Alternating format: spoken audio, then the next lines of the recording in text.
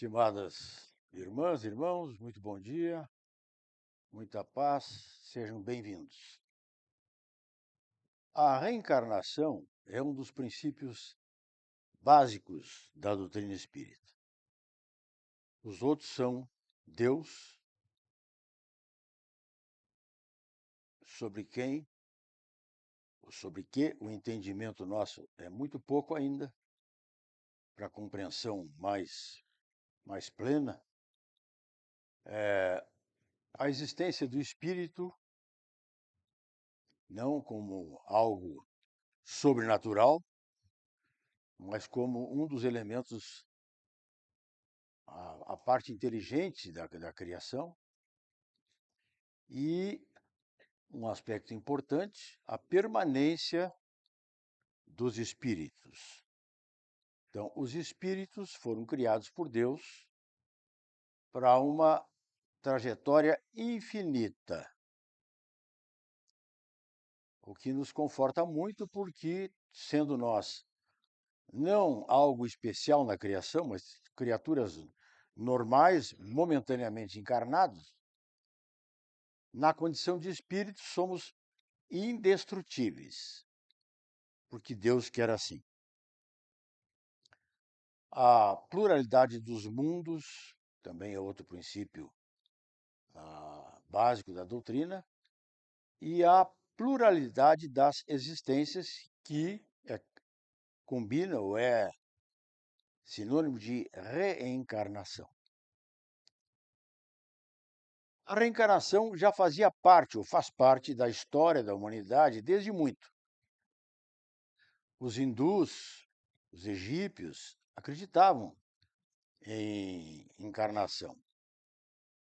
Só que eles acreditavam de um jeito muito supérfluo e até mesmo pueril. Admitiam a possibilidade de o indivíduo encarnar na condição de um animal, chamada metempsicose. Isso perdurou por muito tempo, por milênios até. Isso contraria uma lei natural chamada lei do progresso. Nós sempre caminhamos para frente. Não há retrocesso, que é confortador também. Não temam voltar na condição de animal, porque isso não vai acontecer. Graças a Deus, né? As suas leis, as leis naturais.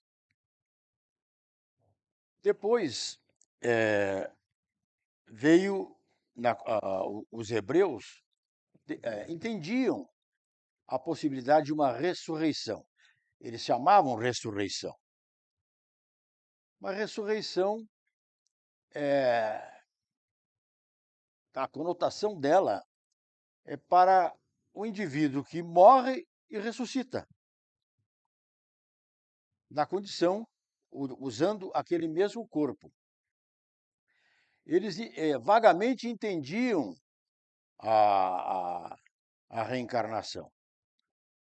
Chamavam de ressurreição, e com base nisso, Jesus, quando por aqui esteve, conversando com seus apóstolos, tentou chamar a atenção deles para o reino de Deus, o reino dos céus, mas com dificuldade, dado o pouco entendimento deles e das pessoas da época, não é?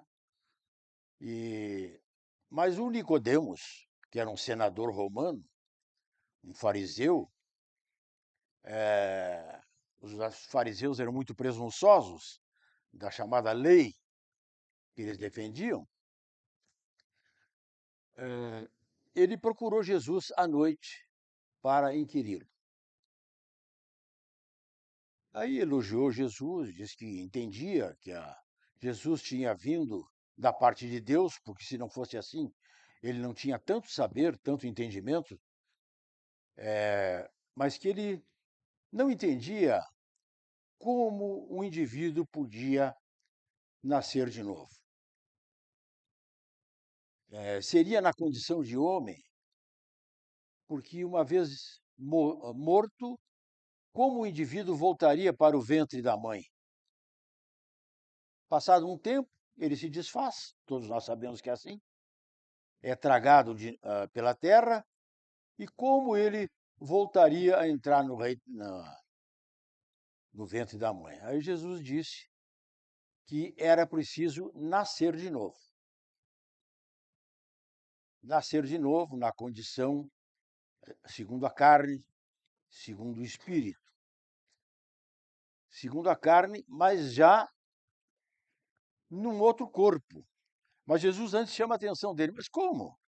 Tu é um fariseu, um dos homens sábios de Israel, dos hebreus, né, do grupo, e não entende isso. Era para entender. Eles se jactavam de tantas coisas, de tantos saberes, né? Mas ele era um cara com uma certa dose de humildade, mas Jesus não deu o recado completo dele, só disse que o homem precisava nascer de novo, segundo a carne. Isso passou e nós entramos na era do cristianismo, depois transformado em catolicismo, e aqui não vai nenhuma crítica, é apenas crítica, é apenas uma abordagem. E o cristianismo, que foi bastante difundido pelo imperador Constantino, né, que era o imperador da chamada Roma do Oriente, do Império Bizantino. Constantino difundiu o catolicismo com o objetivo de poder, não porque ele fosse um religioso que aceitasse aquelas verdades. Era materialismo puro, interesse. E por obra do destino, os cristãos então acreditavam em reencarnação, no molde que é mesmo, mas lá pelas tantas, no ano de 553 depois de Cristo, um cidadão, também imperador romano, mas lá do Oriente, como Constantino, chamado Justiniano, ele contraiu núpcias, casou com uma cidadã que tinha uma vida um pouco desregrada, para não dizer bastante, e não citar nominalmente a coisa. E ela era meio mandona, e quando as colegas de atividade, aquela atividade que diz que é a primeira do mundo, né, começaram a se sentir iguais a ela, porque ela virou imperatriz, ela ficou incomodada e mandou, como era muito comum na época, né? A gente se surpreende agora, mas na época era muito comum, mandou matar uma porção delas. Aí os sacerdotes chegaram a ela e disseram: olha, pela reencarnação você vai pagar por tudo isso que está fazendo. E insistiram para ver se ela parava na coisa. Aí ela foi ao Justiniano, e ela tinha uma ascendência muito forte sobre ele, e disse: olha, essa lei de reencarnação tem que parar com ela. Não pode acontecer, porque os sacerdotes me alertaram que na próxima vida, ou nas próximas vidas, eu vou pagar por tudo isso que eu estou fazendo. E o Justiniano, docilmente, cheio de amor, de certo, chegou para o sacerdote: olha, vamos acabar com a lei da reencarnação. Isso não vai ter mais. E também ele tinha um outro propósito, porque sabedores da reencarnação e com os conhecimentos que tinham na época, os indivíduos faziam mau uso dela, né? Postergavam os consertos pessoais. Aquilo que tinham de errado, eles empurravam, iam empurrando, e na próxima encarnação eu resolvo. Como existe até hoje, mas com muito mais vigor naquela época. Então foi decretada pelo Justiniano o fim da reencarnação. E aí o catolicismo, que foi a religião constituída sobre o cristianismo, a mais forte, a mais dominante, aboliu a reencarnação. E parece incrível, e eu de novo falo aqui, sem qualquer espírito de crítica à instituição religiosa, há umas 2, 3 semanas, eu ouvi um padre dizer isso que vou tentar reproduzir aqui. Essa lei de reencarnação, essa história de reencarnação, é um absurdo, porque ela pressupõe que Deus está ficando cansado e que está trazendo de volta espíritos que já não deviam voltar mais, em vez de criar novos espíritos. Então, essa lei é um absurdo. Esse negócio de reencarnação é um absurdo. Eu falo com respeito, mas vejam como as coisas se constroem. Um padre não é qualquer ignorante. Ele tem uma formação profunda, filosófica, inclusive, teológica. Então, não podia soltar o verbo dessa maneira. Jesus, ou melhor, o Espiritismo, quando instituído por promessa de Jesus, quando por aqui passou, na condição de consolador, por isso é dito consolador prometido, porque Jesus nos disse que ele viria, ficaria conosco para sempre. Ele nos mostra que a reencarnação existe. Hoje não é muito difícil entender a reencarnação, por conta desses gênios que têm aparecido em diversas áreas, principalmente na música, nas artes, na medicina também. Criaturas que na tenra idade, de fralda ainda, um menino esses dias, de fraldão, tocando piano. Claro que não com desenvoltura, né, nas condições que ele podia desenvolver. Mas o Espiritismo comprovou isso há menos de 2 séculos, 168 anos, que os espíritos voltam,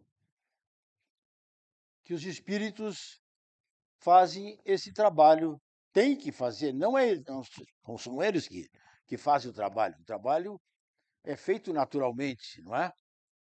O indivíduo morre e retorna. Morre e retorna. Morre na condição física apenas. E retorna num outro corpo, não no mesmo, como não entendia o Nicodemos. Agora eu pergunto, vamos fazer um exercíciozinho rápido aqui.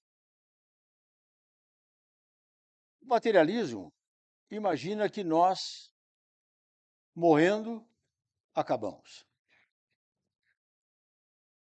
Com essa extinção, lá se vão os laços afetivos construídos, mesmo que o indivíduo seja materialista, ele tem afeto. Lá se vão os laços que ele construiu, lá se vão as conquistas intelectuais dele, lá se vão as conquistas morais.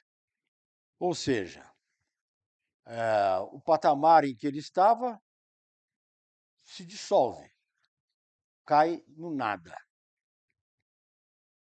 Esse é um ponto de vista. O outro, os panteístas. Os panteístas não são materialistas, mas pensam de forma muito parecida. O indivíduo, quando morre, ele retorna ao todo universal de onde ele veio. O que significa volta a não ser nada. Ele nasceu lá, transita pela vida, morre segundo o corpo físico e volta a ser nada. as conquistas, os laços, tudo que ele havia construído se foram. É claro que isso não conforta de forma alguma, não nos convence. Basta um simples exercício de racionalidade, de lógica.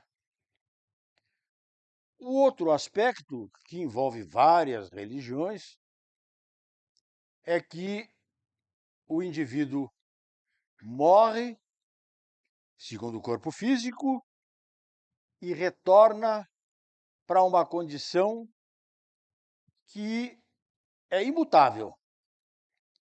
Se ele era bom, ele continua bom, com direito ao céu. Se ele era mau, ele vai continuar mal, com direito ao inferno. E aí tem aquela outra vida intermediária, chamada purgatório, que não atende nem um lado nem ao outro, mas definitivo também. Isso convence?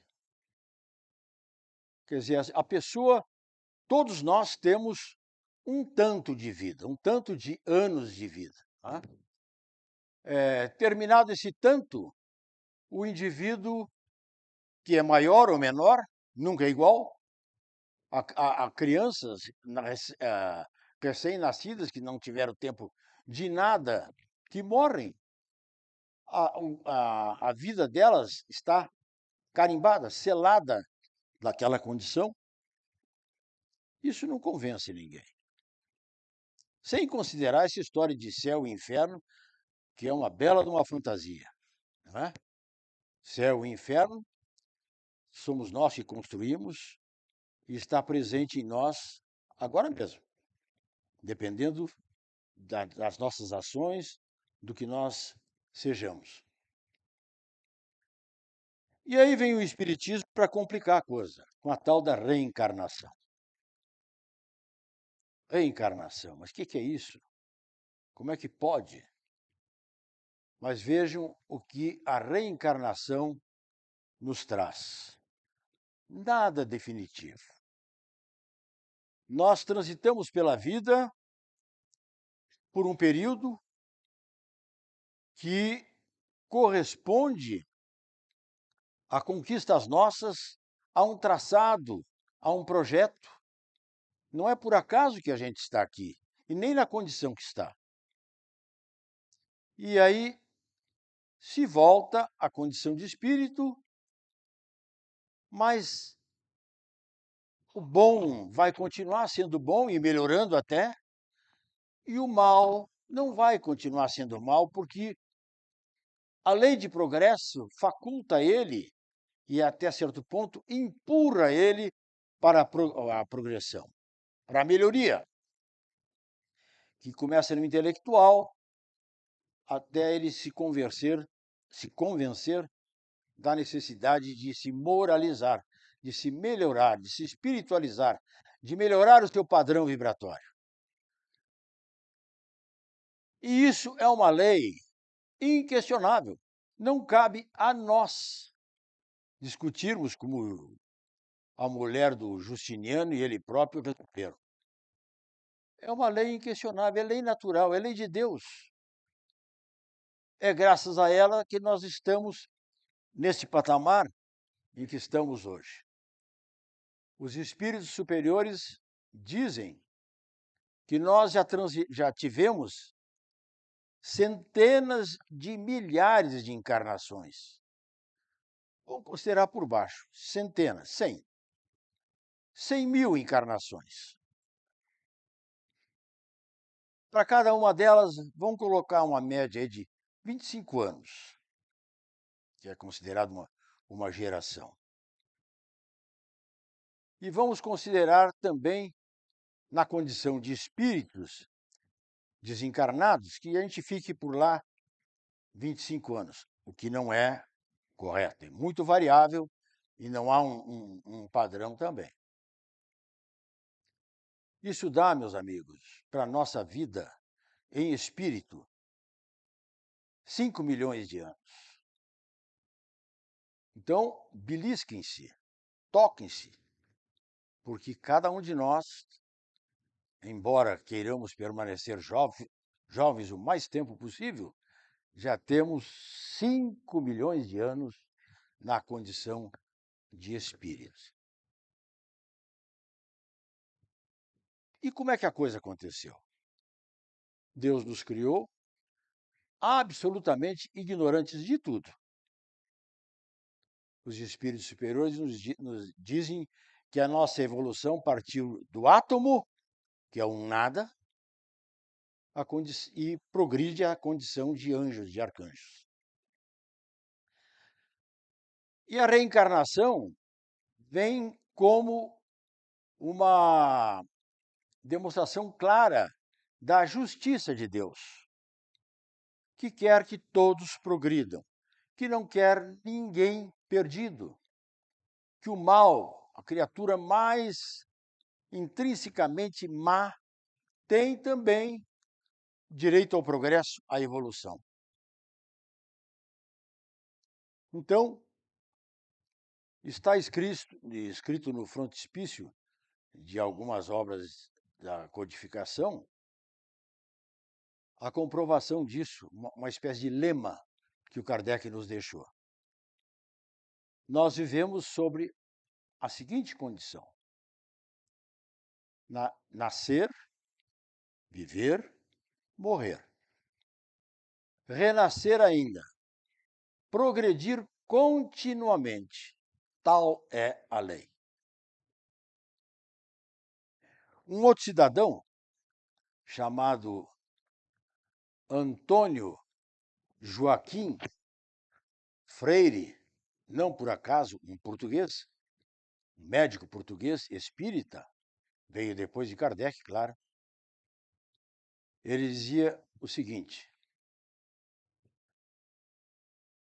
a amplitude da evolução humana é demasiadamente grande para caber nos estreitos limites que a ciência demarcou entre o berço e o túmulo, onde mal cabe um sorriso de esperança e uma lágrima de saudade.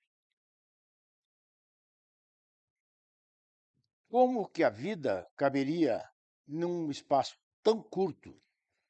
A vida humana, a vida do espírito. Então, isso nos mostra que nós temos que fazer um bom uso dessa estada na condição de encarnados. Os espíritos nos falam que, lá no livro dos Espíritos, que a encarnação é uma necessidade. Questionados se um espírito que se comportasse direitinho, dentro dos parâmetros das leis de Deus, desde o seu nascimento, veja que o nascimento do espírito, lá no seu início, não é nada.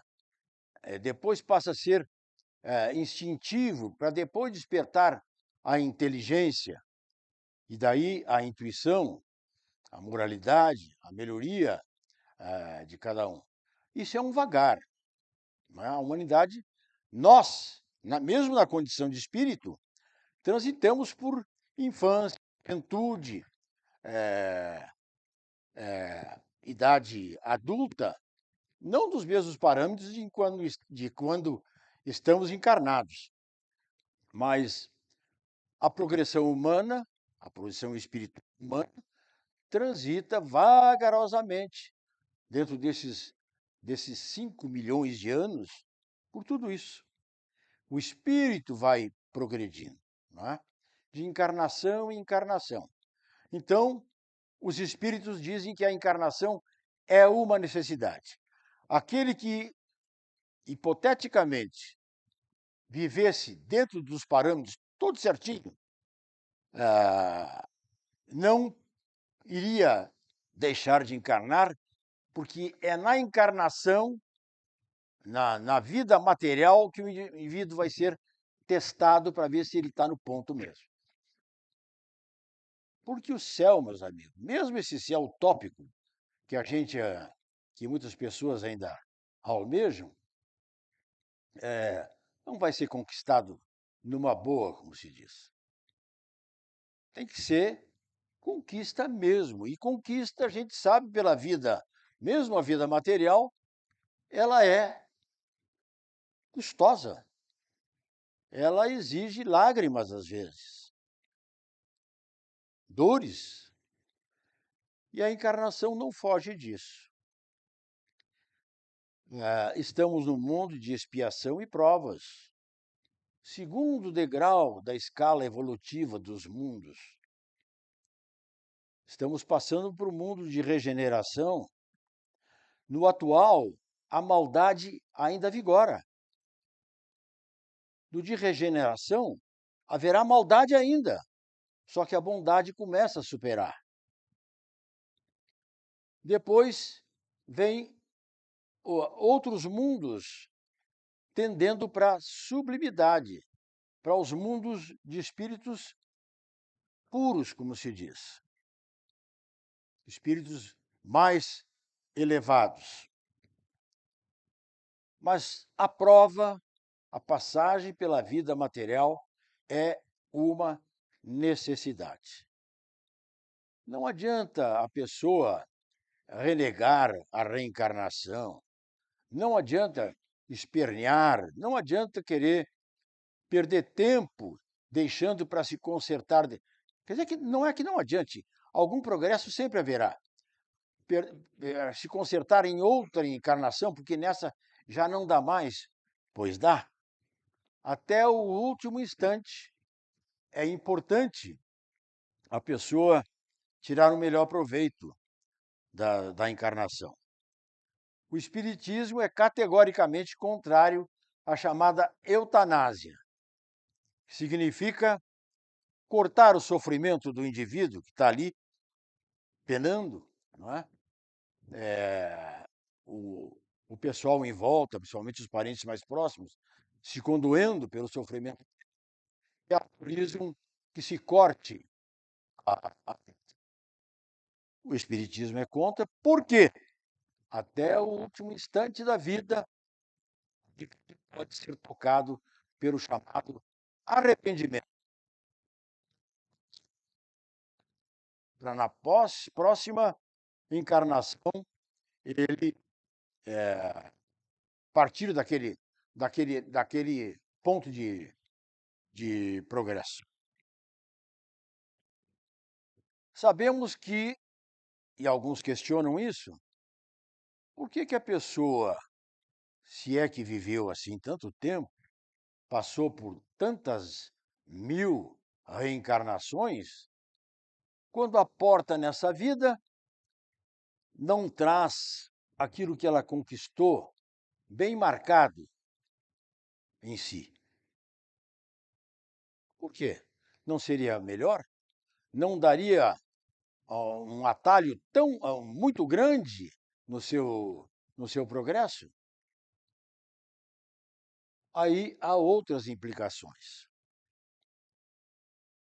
A lei, a lei de Deus, a lei natural, quer que nós progridamos sem mais complicações. Isso prova não só pela reencarnação em si, mas por isso a misericórdia com que Deus nos bafeja. Nós voltamos para a encarnação, esquecendo os males que praticamos, os bens que conquistamos, mas isso lá no fundo da nossa consciência, a gente tem um certo, uma certa lembrança, vaga, mas tem. Mas também nos livra dos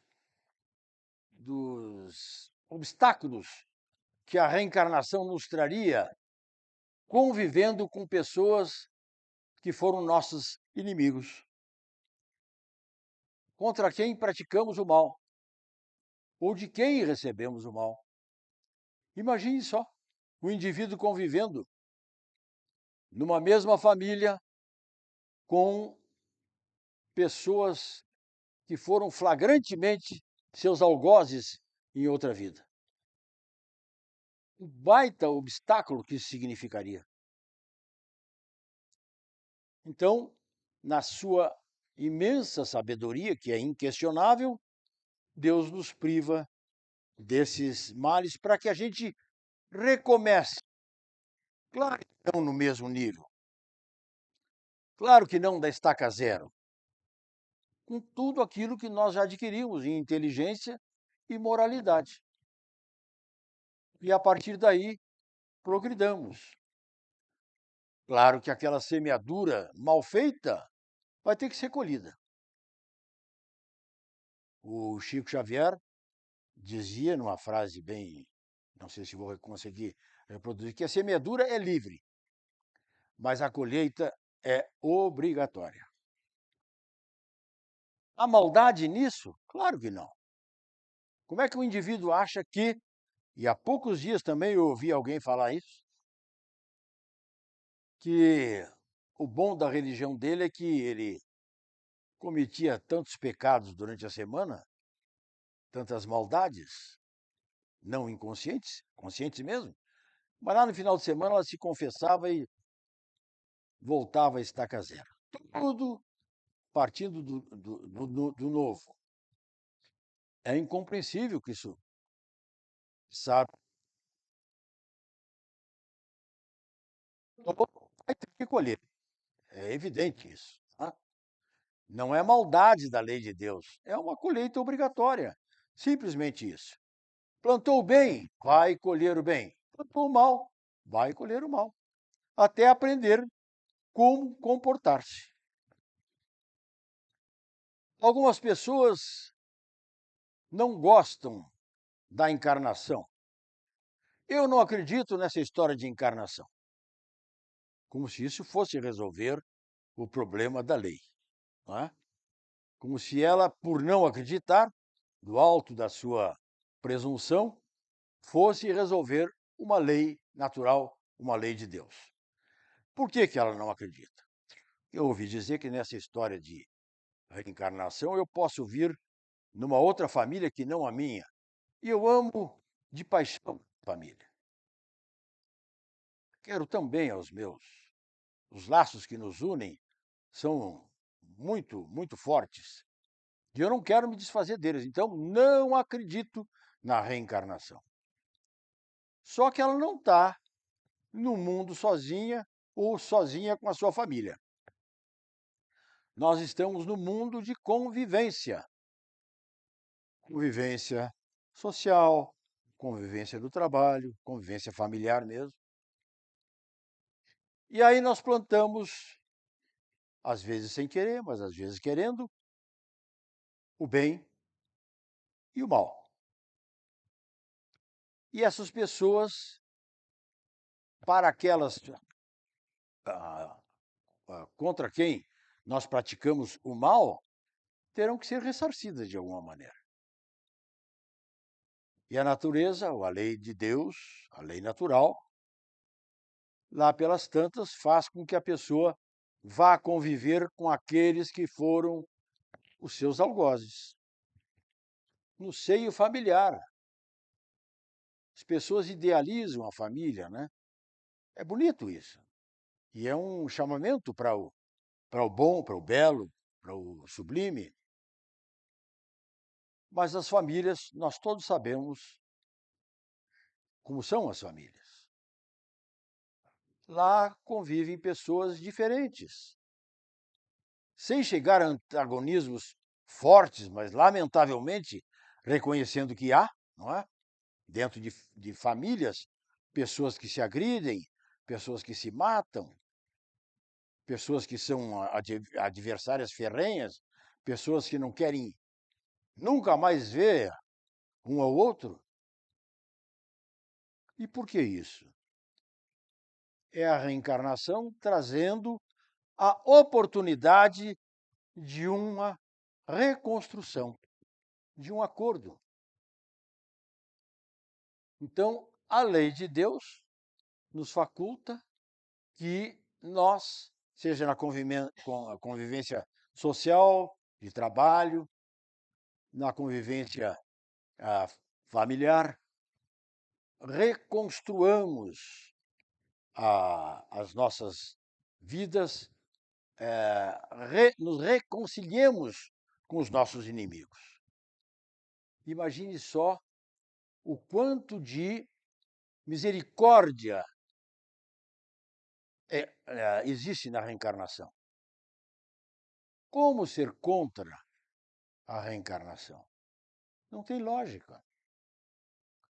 Agora, nós temos que ir aproveitando essa, começar a construir para a próxima.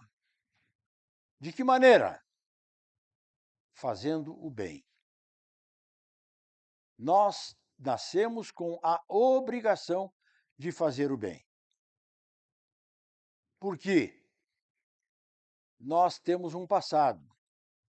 Se cada um de nós, respeitosamente eu falo isso, fizer uma autoanálise, tentar entender-se, ver-se por dentro, sem egoísmo, sem vaidades, sem orgulhos, vai ver quem é. E vai ver que tem que consertar coisas.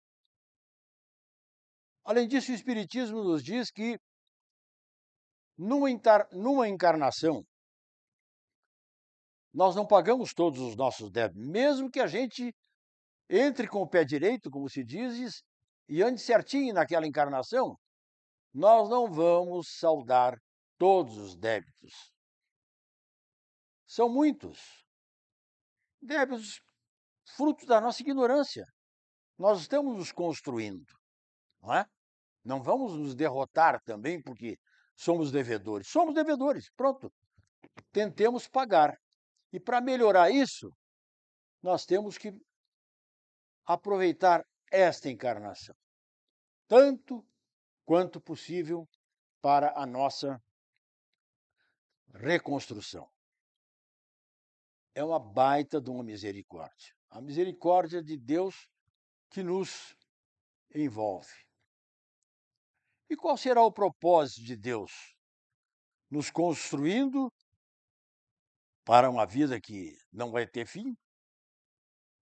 Nós não conseguimos entender isso.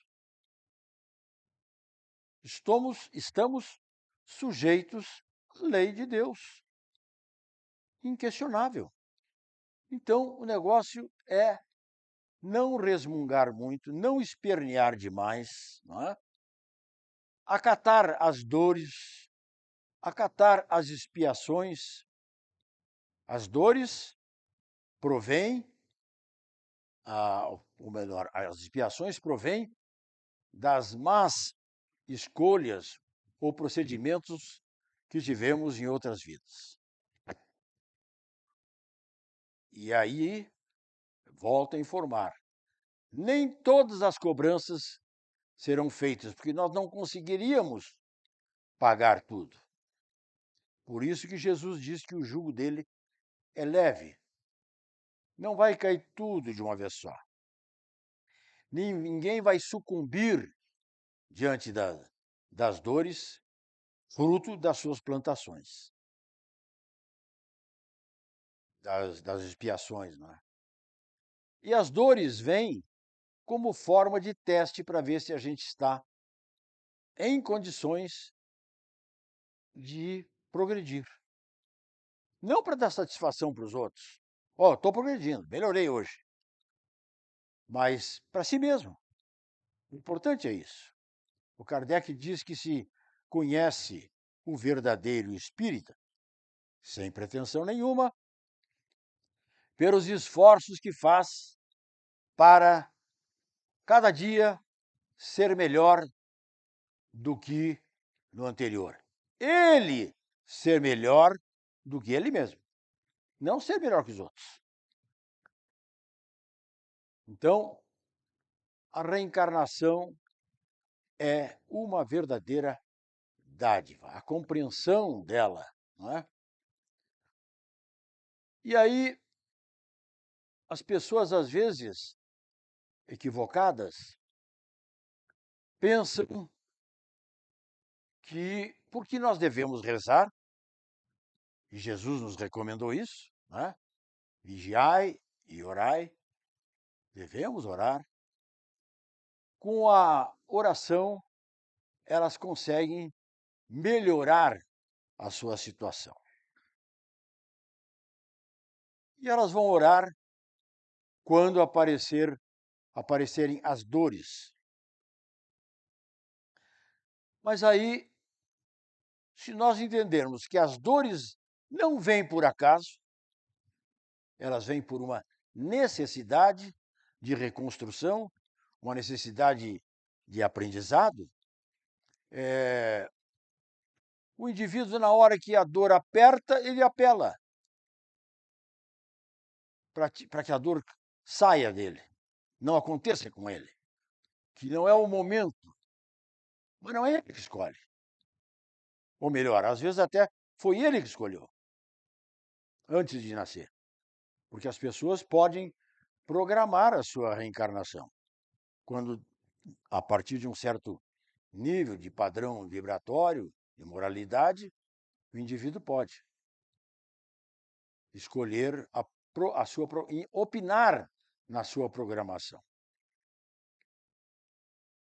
Me lembro aí de um dos livros do André Luiz, em que um cidadão que foi insistentemente vaidoso em vidas passadas, não se consertava. Entrava na vida prometendo alijar de si a vaidade e embarcava de novo. Aí ele pediu, porque ele já tinha méritos, era um cara bom na programação futura, que ele viesse com um defeito físico forte. E ele veio. Pronto. Não tinha por que ser vaidoso. E aí conseguiu superar aquela fraqueza dele e prosseguir. Ora, também não vamos ser aqui tentar mostrar superioridade em relação à dor. Porque dor, meus amigos, dói. Se não doesse, não era dor. Então a dor vem para doer mesmo. Só que nós não devemos pedir que ela se vá, porque a oportunidade dela é valiosa. Nós devemos pedir ao nosso espírito guia, porque cada um de nós tem esse amparo, mais um atestado da misericórdia de Deus. Pedir a Ele que nos ampare, que nos fortaleça, que nos dê paciência, coragem, resignação, virtudes cristãs. Está lá no Evangelho segundo o Espiritismo. Para que a gente consiga ganhar aquela oportunidade. Não há progresso sem dor. E a reencarnação, vez por outra, nos traz essas oportunidades de progredir. Então, dentro desta ideia, mas eu gostaria de citar uma a mais. A reencarnação serve para as nossas experimentações. Os espíritos dizem também que nós que estamos neste patamar evolutivo já transitamos por muitas geografias, já vestimos muitas peles. Então, e andamos por desfrutamos de muitas oportunidades. Transitamos por muitas sociedades. E é por isso que nós temos experiências tão diferentes às vezes. No mesmo grupo social, no mesmo grupo familiar, mesmo sem antagonismo, somos criaturas diferentes, como estamos aqui, tão diferentes. Então agradeço a atenção de todos. Peço a Deus que nos dê uma boa semana e gostaria de lembrá-los, antes de passar a palavra ao Guilherme, que no próximo dia 7 de outubro, às 19h30, nós começaremos, é uma terça-feira, as nossas atividades noturnas. A casa gozou por muito tempo, dessas atividades, não é? Sempre as teve. Atividade no domingo, na terça-feira à tarde, às 13h45, e agora vamos retomar a de terça-feira à noite, às 19h30. Essa atividade foi, como a de terça-feira à tarde também, elas foram suspensas com a epidemia da Covid. E agora nós vamos retomar. Muito obrigado pela atenção.